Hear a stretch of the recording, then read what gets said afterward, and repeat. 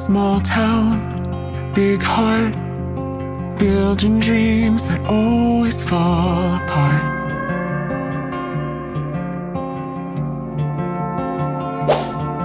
Slow days, fast cars, nowhere to go, so we stay where we are. Songs with all our childhood friends, and it went like this, and it went like this, and it went like this,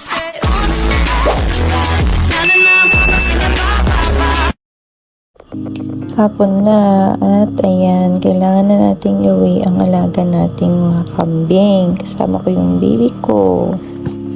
Ayan. Doon sila, busog na sila.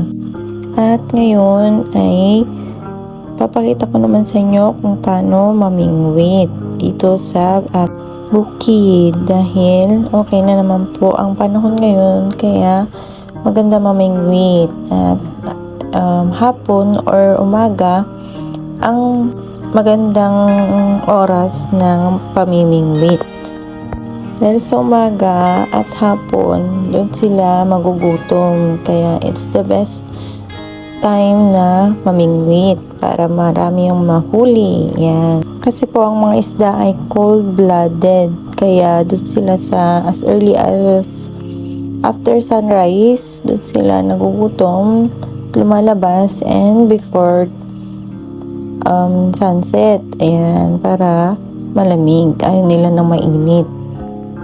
Kaya bago tayo mamingwit ay maghanap muna tayo ng ipapain natin. At ang ginagamit po namin dito ay ang earthworm or linta sa Tagalog. Ayan. Tapos, siyempre, yung hook mo at yung kahoy or bolo na tinatawag nila. Yun po ay ayusin mo, and then pwede ka na pong mamingwit. At ito naman ang mga paraan para makahuli ka ng isda. Dahil syempre, kung first time po ninyo ay hindi agad-agad na makakahuli ka ng isda. Kahit kompleto na yung gamit mo, kailangan mo ding maging matyaga at maghintay.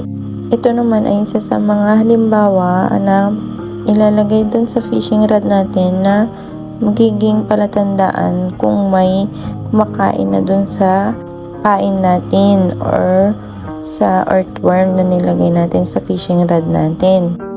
Pangalawa, dapat once na nilagay mo na yung pain mo dun sa tubig ay huwag mong gagalawin, kasi any movement lang na konti ay mararamdaman yan ng isda at lalayo yan.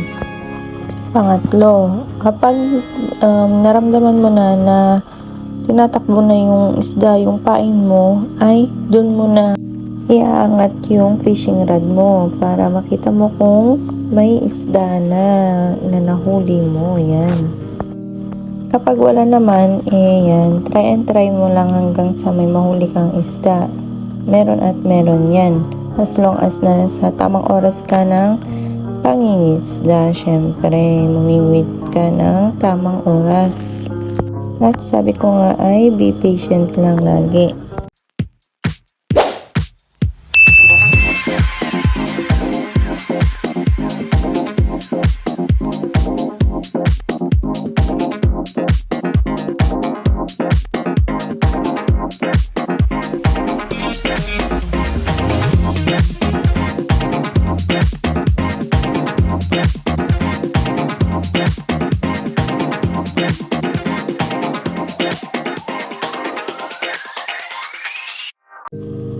Ayan naman yung mister ko na namimingwit.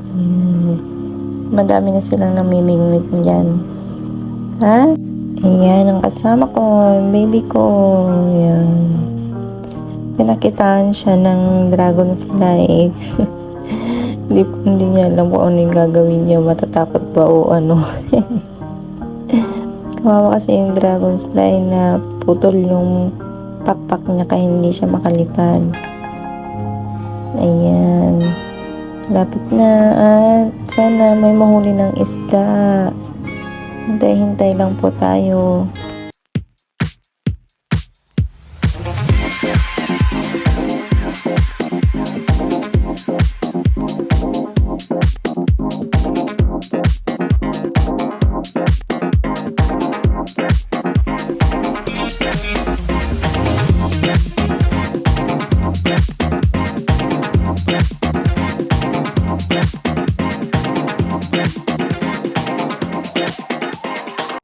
Ayan na, ang galing. May nahuli na ang aking mister na isda. O, diba? Tilapia po ang tawag sa isdang yan. Native po na tilapia at masarap po yan. At ilang oras na pamimingwit nila, yan na yung mga nahuli nila. Ang dami. Yan, may nauulam na naman sa isang gabi. Yan. Salamat po sa panonood. Don't forget to subscribe and like this video for more upcoming videos.